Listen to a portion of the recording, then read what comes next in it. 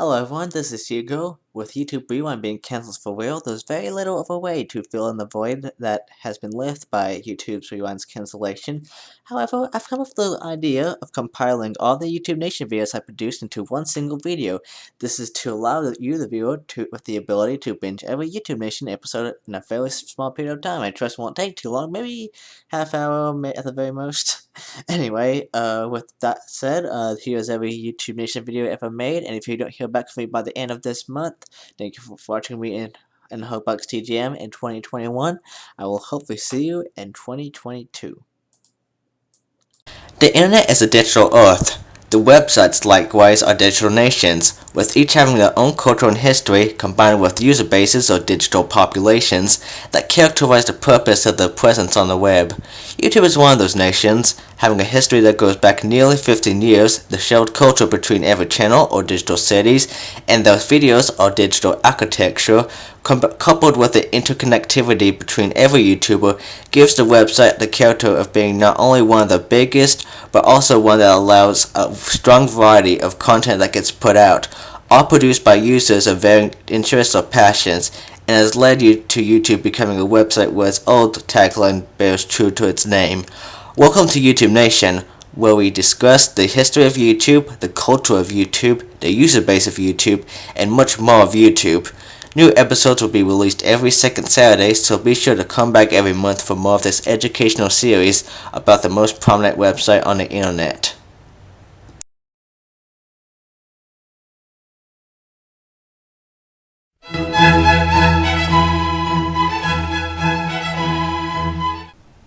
On February 1st, 2004, the 38th Super Bowl was held and has become infamous for Janet Jackson's malfunction during the halftime show.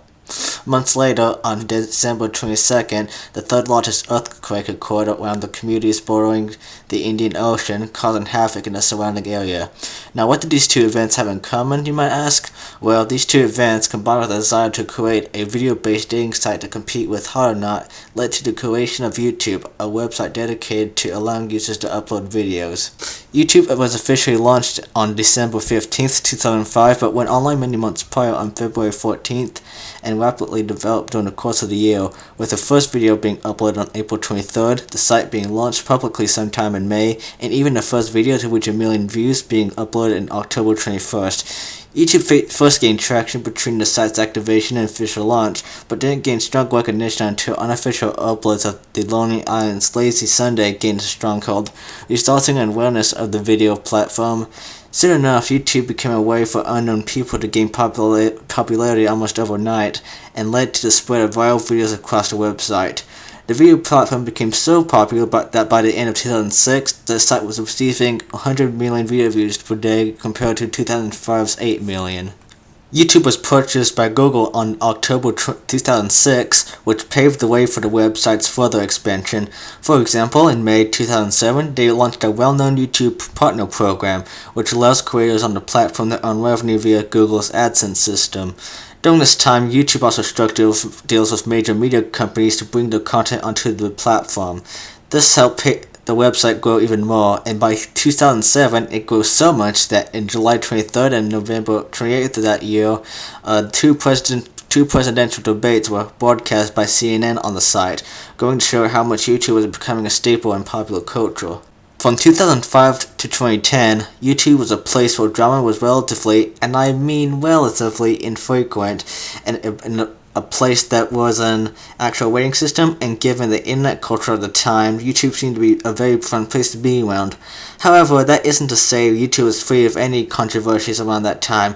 As aforementioned, drama wasn't entirely absent, and in addition to that, some problems with YouTube that seem to be a commonplace today really begun in this early age. For example, allegations of small YouTube partners not getting paid enough, combined with corporate influence and copyright problems, while minimal, did plague YouTube in these early days. That being said, one could argue that these problems did not gain strong ground until later, but that's for another part. Anyway, with YouTube's launch in 2005, its popularity would ultimately change the way people would consume entertainment, and it will also have an impact on popular culture, something that we will discuss next time on YouTube Nation. Thank you all for watching this first part of YouTube Nation. Again, new parts every second Saturday of the month, and we'll see you next time.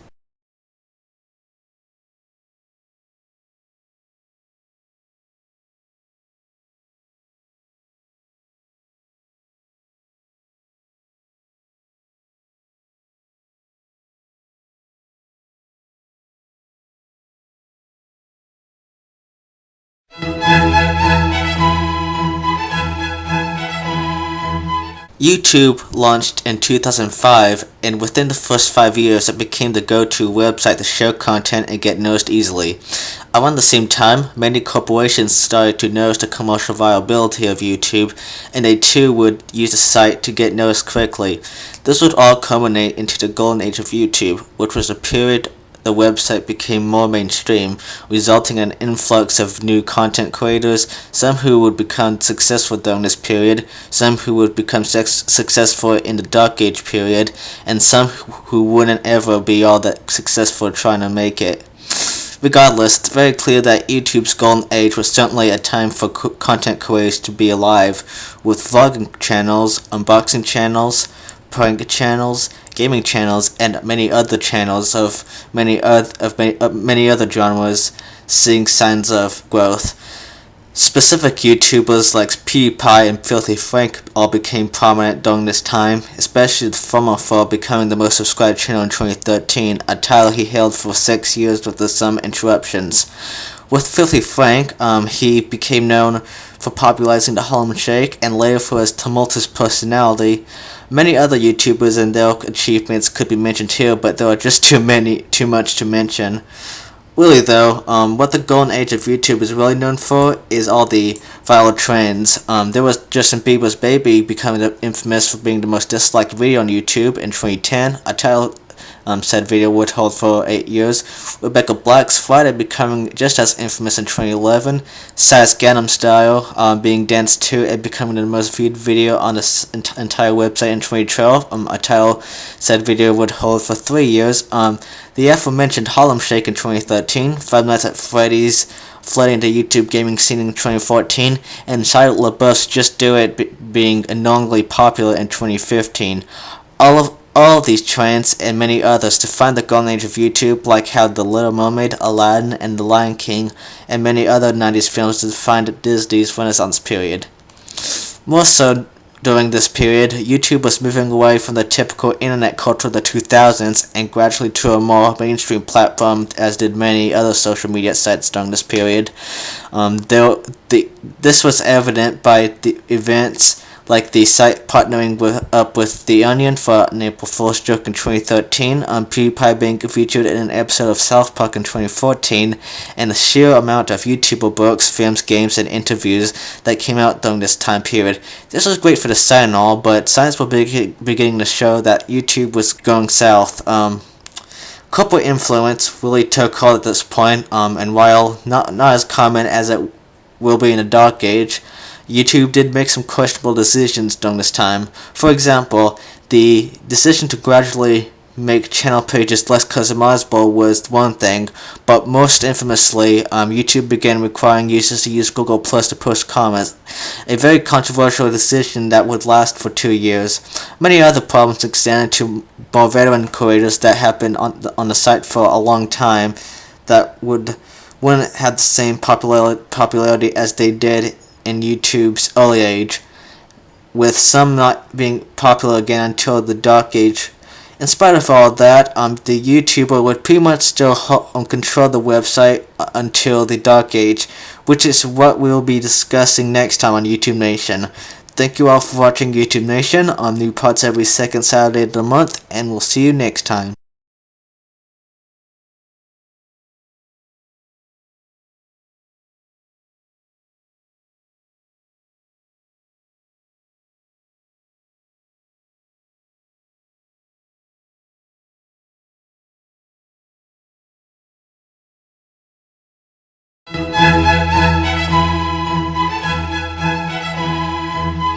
In 2015, YouTube celebrated its 10th anniversary on the internet, a special event that was exemplified in that year's YouTube Rewind.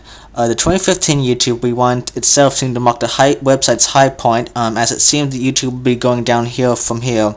Yes, we are entering YouTube's dark age. A period has gone on since at least 2015. This is the period that has been marked with turmoil on the website, with YouTube's executives seemingly becoming out of touch with the user base, both mainstream media and established celebrities seemingly having strong influence over YouTube and its creators, and discontent within the YouTube community over drama and questionable content. The trouble all likely began around 2015, which again is the 10th anniversary of YouTube's presence on the internet.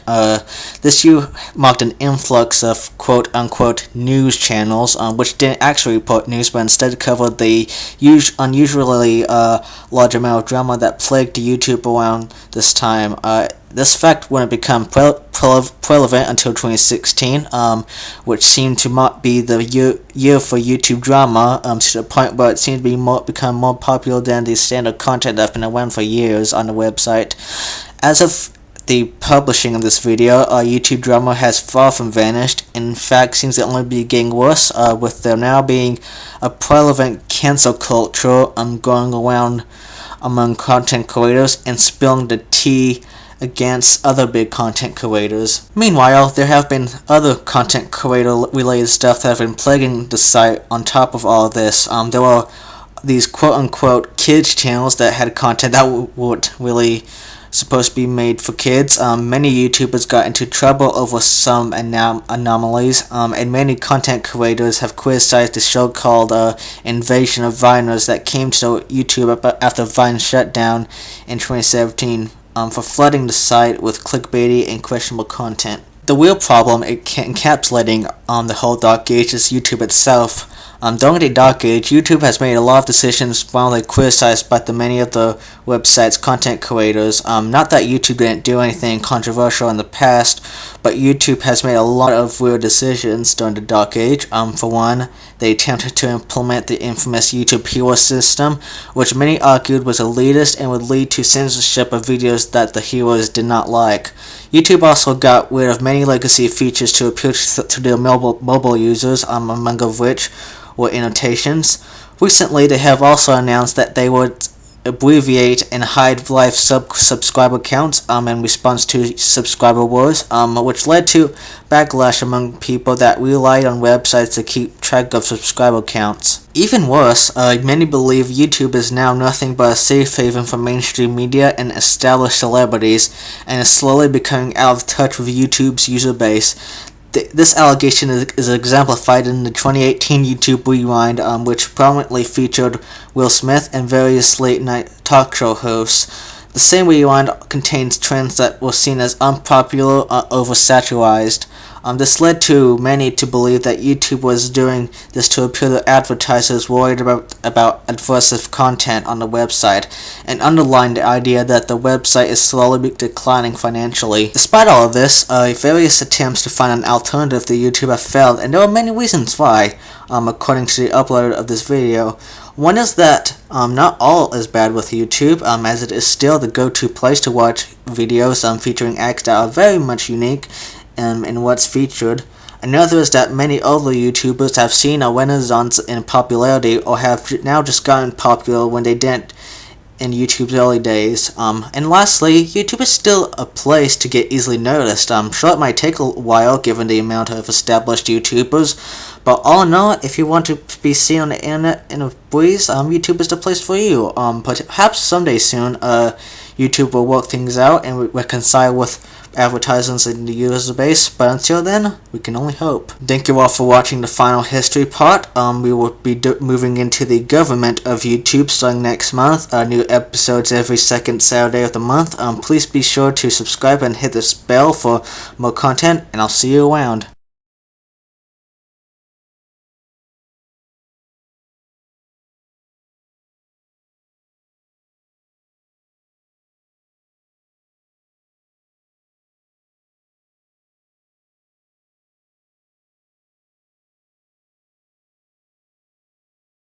For the past 3 months, we've taken a look at YouTube's tumultuous 14-year history.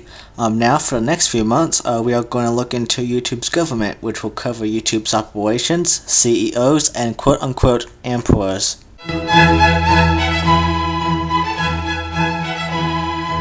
YouTube is a subsidiary of Google, which in turn is owned by conglomerate Alphabet. This distinction allows YouTube to work across platform with other Google services like the now defunct Google+, Gmail, and many other services. YouTube itself operates several different products, mainly YouTube's main operation, YouTube Go, YouTube Music, YouTube Premium, and YouTube TV. YouTube's main operation is the core of the entire video streaming platform, showing different types of videos based on a user preference. YouTube Go is the mobile variant of this main service, primarily targeted at developing nations, which adds features not found in the main YouTube mobile app, including the ability to preview videos, options for video resolution, and so on. YouTube Music is the video platform's music streaming service, which allows users to browse through songs based on preferences and allows for ad-free playback, audio-only background playback, and downloading songs for offline playback. YouTube Premium is, YouTube's premium variant, but it allows users to watch exclusive content and videos ad-free with the addition of offline playback. YouTube TV is the video platform's over-the-top or OTP internet television service that allows users to watch live television, on-demand video, and DVR. The YouTube TV lineup includes every major American broadcast network and many cable channels. So that is all of YouTube's operations, all of which structure the website's functionality. Next month, we'll go into YouTube CEOs and the reputation that they have on their website. In the meantime, that is it for this part of YouTube Nation. New episodes every second Saturday of the month. Please be sure to subscribe and hit the bell for more content. I'll see you around.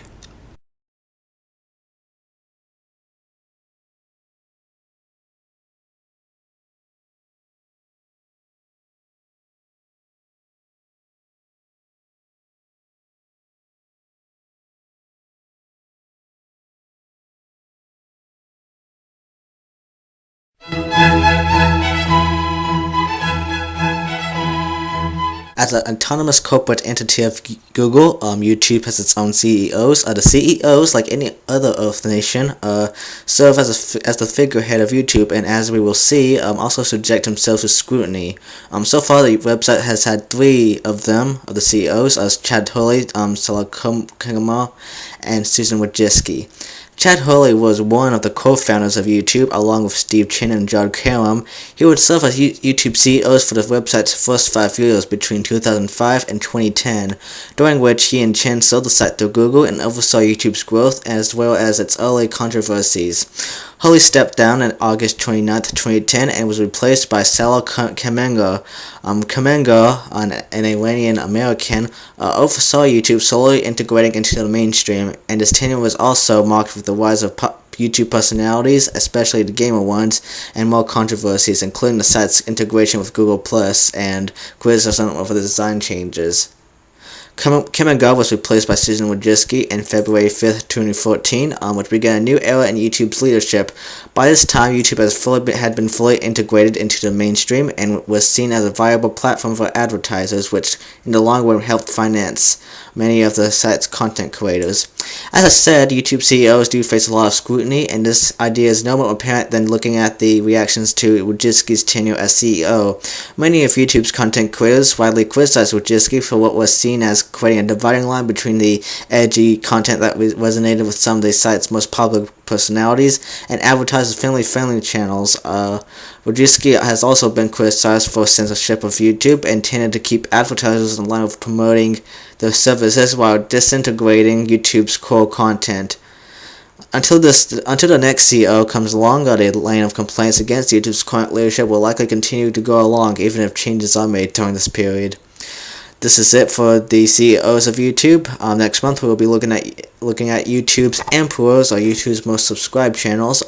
In the meantime, that is it for YouTube Nation. Next week will be another Hugbox Classics from September 2018, followed by the end of month video the week after. Thank you for watching.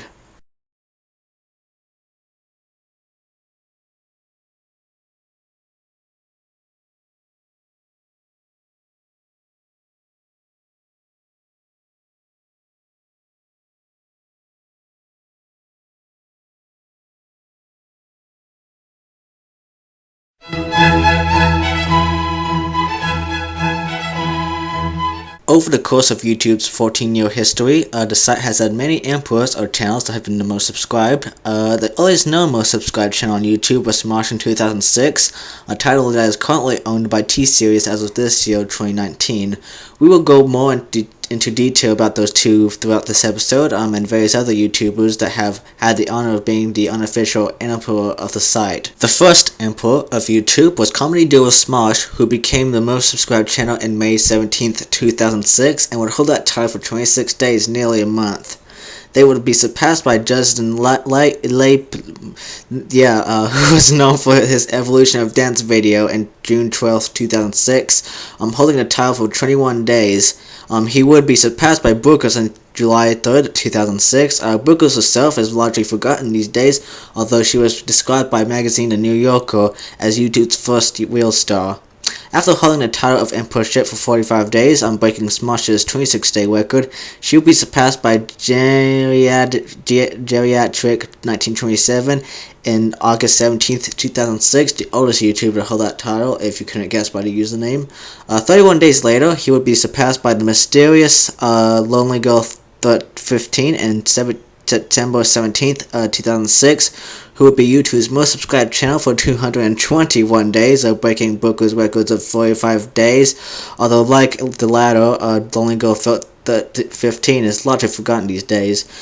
YouTube would return to emperorship in April 26, 2007, and would reign for 517 days, well over a year, before being surpassed by comedian Nigahiga in September 24th, 2008, who would hold the emperorship for just 12 days. 12 days later, in October 6, 2008, he would be surpassed by fellow comedian Fred, who during his 318 days as the most subscribed channel on YouTube became the first to reach 1 million subscribers.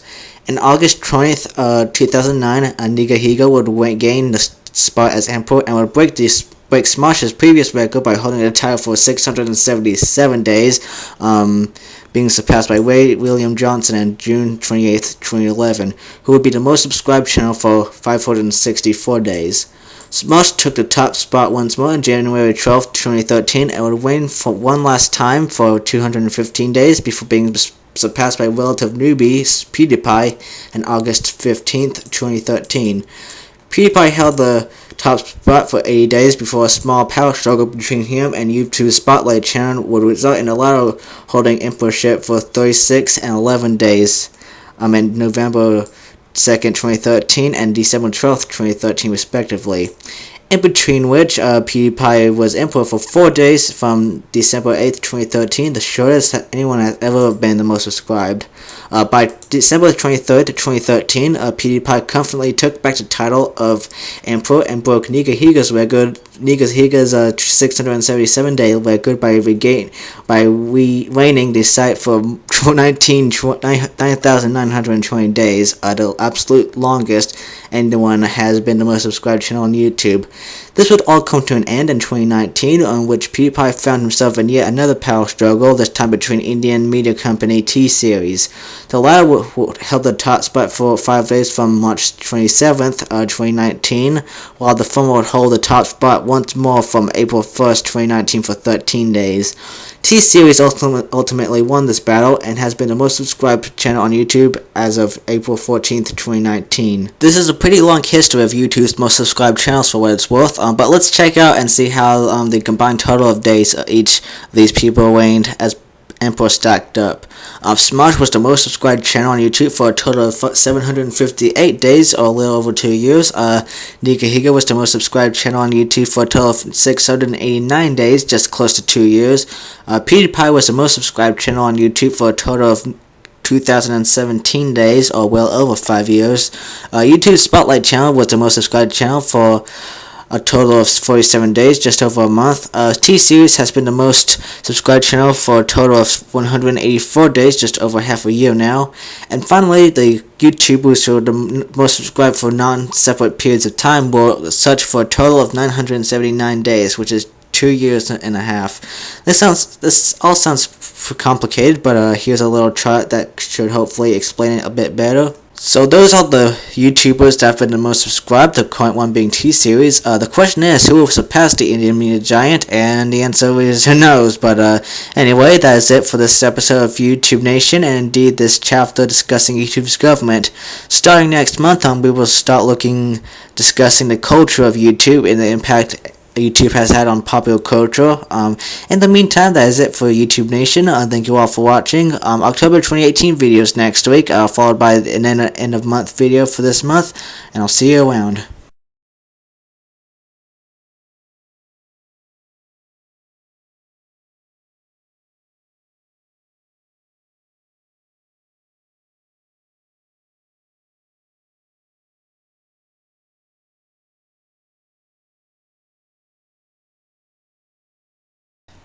In the course of YouTube's 14-year history, the site has rapidly developed its own culture. The culture of YouTube includes the society that runs the website, its major events that shaped the website, and the annual YouTube Rewind videos that bring all major events from the preceding year together. In this extended YouTube Nation, we'll be looking at all of that and likely much more into the culture of YouTube.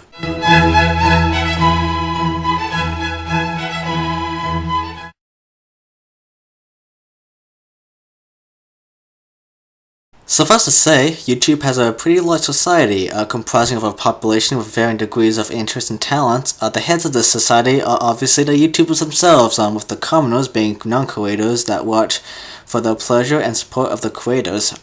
YouTube channels act as cities, which have varying populations or numbers of subscribers. For example, a channel like PewDiePie can be described as a large city, a population equivalent to that of New York City or any other large city, while a channel like, Hugbox is pretty much a small town with an equivalent population to any other small town. The populations of any of these cities have their own culture, with fans of someone like PewDiePie being really into video game and meme culture, while fans of someone like MrBeast being really into money challenges.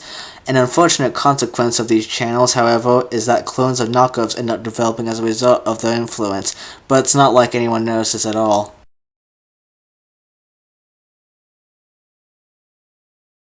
YouTube has had many major events that shaped how the site is today. On November 13th, 2006, Google acquired the website, bringing it into the former's ever-growing catalog of web services. The next month, Time Magazine honored the website and its creators by naming them Person of the Year. In May 2007, YouTube launched their ever-coveted partnership program, which allows creators to make money off their videos and helping people find a new source of income. There's been many other major events, including YouTube's introduction of the play buttons as awards for having many subscribers, and many things that many people don't like about YouTube now. But the most darkest thing that happened to YouTube in its 14-year history was in 2018 when a shooting occurred on April 3rd, which is all that will be said about that.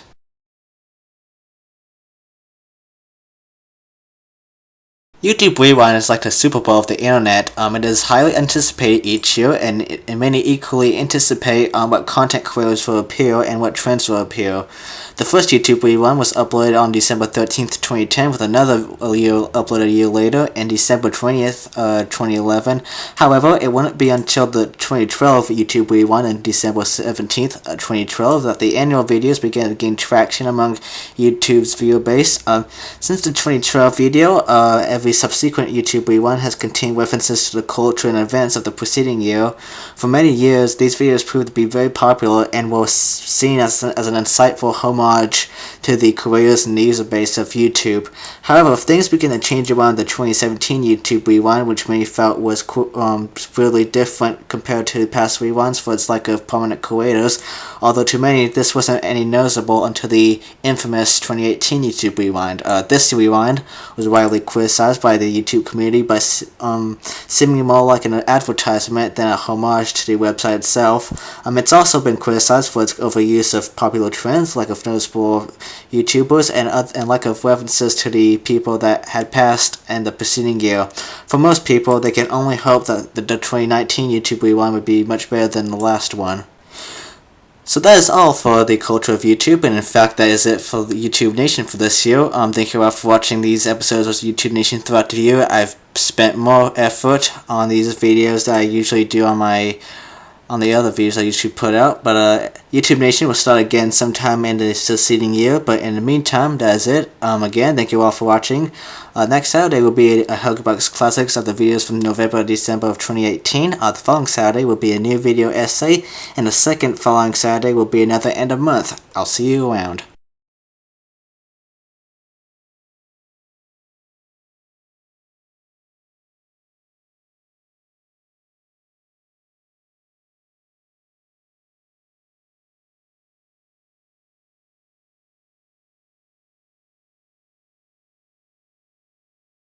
So with all the main stuff out of the way, I've decided that I will continue making episodes of YouTube Nation by discussing randomized topics about the site. Today, for example,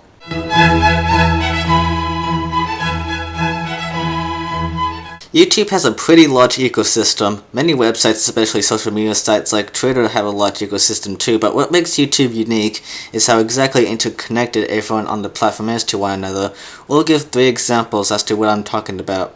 Now the rules are that one cannot be merely mentioned by another YouTuber to be connected to the larger site ecosystem, but rather they must have either collabed with each other or whether have been part of a larger project. With those rules in place, the first example we'll give is popular YouTuber Crackety HQ. Now this is quick, so Crackety co-starred in a video that was posted by Sive1, who is one of the editors of YouTuber PewDiePie. Now that was way too fast. Let's try another connection. So Crackety has posted episodes of his Discord's Got Talent series that featured YouTubers Pyrocynical, Dylan Dark, and Mr. Beast. Now obviously any of these YouTubers can be easily traced to PewDiePie, be it Dylan Dark's contribution to PewDiePie's fixed YouTube Rewind video, Pyrocynical having Dylan Dark in some of his videos, which results in Dylan Dark's contribution to PewDiePie's fixed YouTube Rewind videos, or Mr. Beast even being featured in PewDiePie's meme review videos. What we're saying here is that anyone can be traced to PewDiePie. Anyone that can be traced to PewDiePie is automatically connected to the wider ecosystem that surrounds the most subscribed YouTuber. Now for a YouTuber that's a little smaller but otherwise still recognizable maybe, Adosas Buckley is a YouTuber who has just a little over 500,000 subscribers. Now a few years ago, Buckley made a satirical video that was a collaboration and featured fellow YouTuber I Hate Everything. I Hate Everything lended his voice to the forgettably bad Hunt Down the Freeman game, which also had the misfortune of having the voice of Pyrocynical.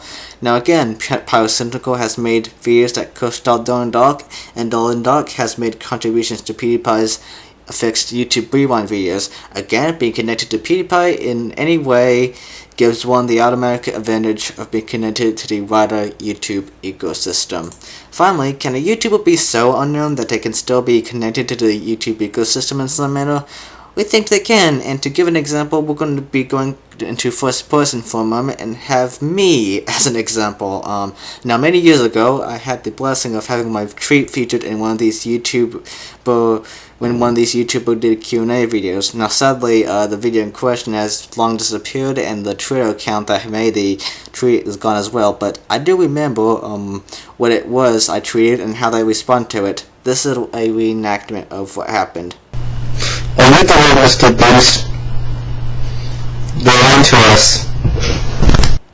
Yes, my tweet would manage to get into a Mr. Beast video, and of course, Mr. Beast was in one of those beam reviews videos PewDiePie did.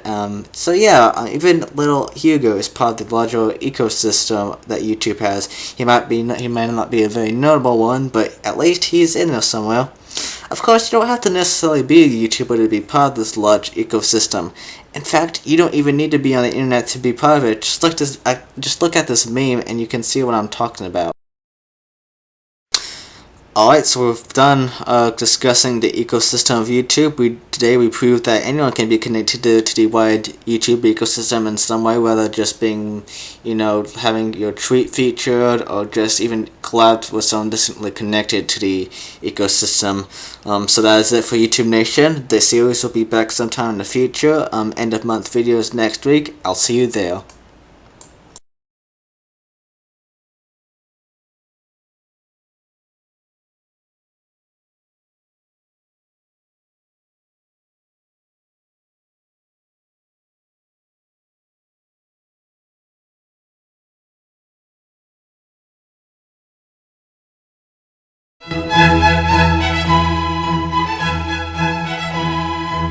As said before, YouTube is one of the many digital nations of this digital earth known as the internet. Like any real-life nation, YouTube has many cities that define the platform, and by cities I'm of course talking about all the 31 million channels that are available on the website. These channels define YouTube's culture and its economy.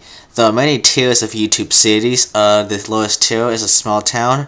Higher than that is the mid-sized city. Higher than that is the big city. And finally, the higher than that big city is the mega city. Hopefully in this extra chapter of YouTube Nation, you'll come to understand what all these tiers mean for the channels. The small town is a YouTube channel that has between 0 to 100,000 subscribers. Given the relatively small size of these channels, they are very little of interest to YouTube's larger population, and they are lucky to have any tourist attractions of note at all. The mid-sized city is a YouTube channel that has between 100,000 and a million subscribers. These channels are far more notable than the small town and often have tourist attractions people will always enjoy going to, but for the most part, it's only when really necessary for them to do so. The big city is a YouTube channel with 1 million to 10 million subscribers.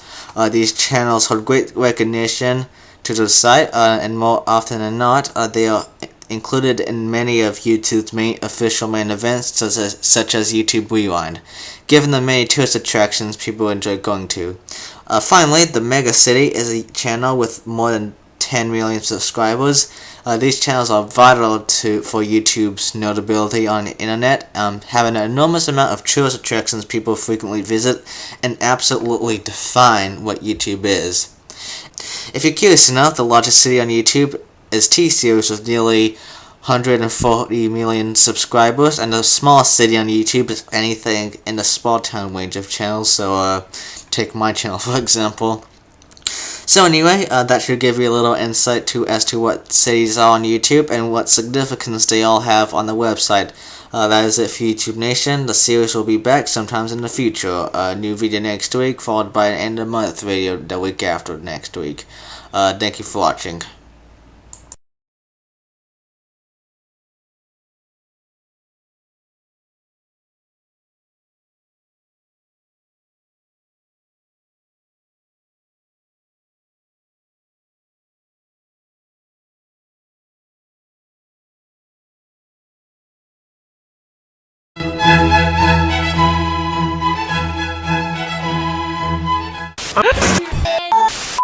On December 13th, 2010, YouTube published what would later become an annual tradition on the website, YouTube Rewind.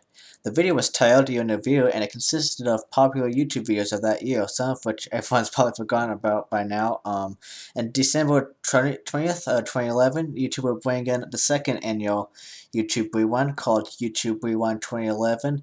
This rewind was hosted by Rebecca Black, better known that year for singing the infamous Friday song. And like the previous year's rewind, it largely consisted of popular videos of 2011. However, near the end of the video, and you better take note of this, the rewind included a top 10 list of the most viewed videos of that year. The third YouTube Rewind was published on December 17th, 2012, and marked its transition to this video series format, as it steered away from just showcasing the most popular videos of that year, and moved towards making active reference to just not those videos, but also the various trends and events that largely defined that year. The Rewind was titled Rewind YouTube Style 2012, and if you can't really tell by the title, had Psy's Gangnam Style as its main soundtrack. Rewind YouTube Style, with Carly Rae Jepsen's Call Me Maybe serving as the lead out for the video.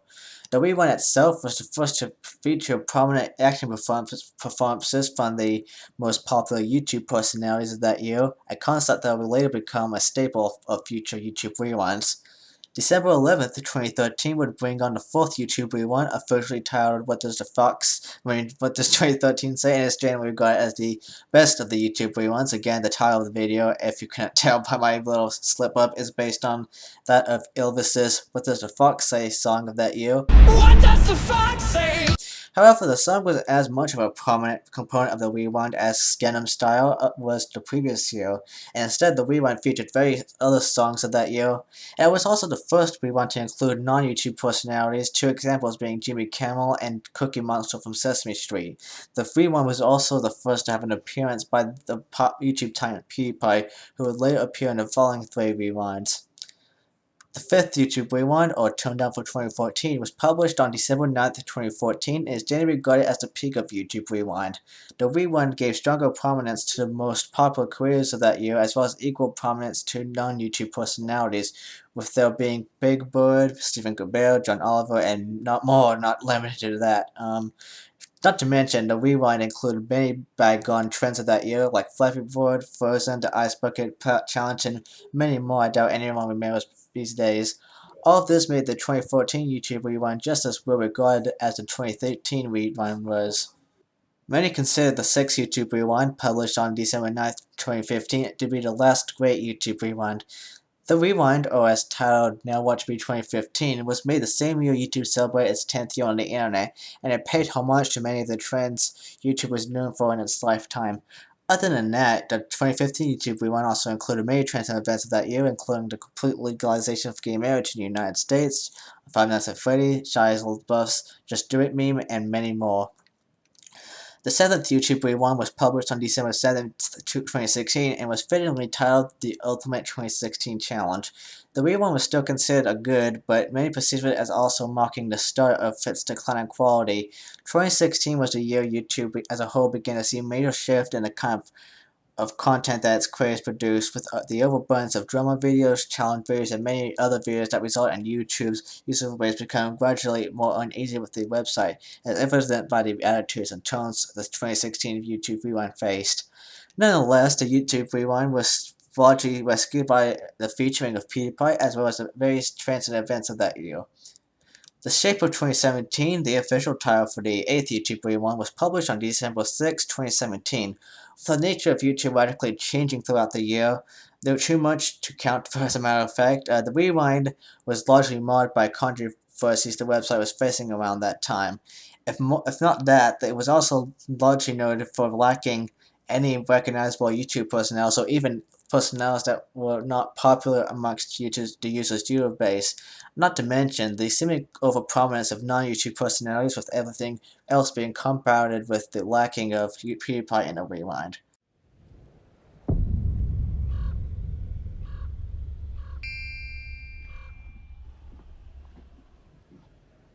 Yeah, it's rewind time. If I control rewind, I would want Fortnite and Marquez Brownlee. And then all heck broke loose with the publishing of the 9th YouTube Rewind on December 6, 2018, which was unfortunately titled Everyone Controls Rewind. It seemed that no one really liked this rewind. There was very little recognizable YouTube personalities, and there seemed to be a strong over-focus of non-YouTube personalities, especially those that are seemed too ingrained into mainstream culture. Only worsening its problems was the oversaturation of certain trends that year, such as Fortnite and Baby Shark, and the fact that the rewind seemed to be a little too preachy about certain subjects. All of this combined into one made the 2018 YouTube Rewind widely considered to be the worst of any of them. December 5th, 2019 would thus bring in the more inoffensive 10th YouTube Rewind, titled For the Record. Attempting to learn its lesson from last year with the oversaturation of many trends and lack of recognizable personalities on the site, the rewind would forgo to the traditional music video-esque format that's been standard since 2012, and decided to go back to its 2010 and 2011 roots by simply making a short compilation and top 10 lists of the videos, the trends, and events of that year. On one hand, they seem to have a benefit of giving more exposure to recognizable YouTube personalities, especially PewDiePie, and seem to focus more on popular trends and events of that year. On the other hand, however, it was seen as merely an attempt to avoid the backlash that 2018 YouTube Rewind faced, and was criticized for being too inoffensive in that regard, and most deem it only slightly better than the previous year's Rewind. On November 12, 2020, YouTube published a statement through the Twitter account announcing the cancellation of what would have been the 11th YouTube Rewind that year. The tweet cited 2020 as being different, to say the least, and that it would feel wrong to continue doing the rewind as if nothing had happened. Ironically, many responses to this tweet celebrated the YouTube Rewind's cancellation that year, with many agreeing that it wouldn't have been all that good regardless, and many more viewed this as YouTube's escape from digging itself deeper after the past few rewinds received heavy criticism from its user base, which goes to show how far YouTube and its culture have fallen amongst the inhabitants of the website. The tale of YouTube Rewind is a tale of the rise and fall of a tradition that helped give YouTube its good name in the span of 10 years. Going from simple compilation of notable videos to a simple compilation of notable videos, and then outright canceling the tradition without even seeking alternative ways to film the rewind. It really seems to be a sad story of the fall of a giant, but many still look back at all the rewinds out of nostalgia and hoping it can rise again one day. What day would that be? We can only imagine for now.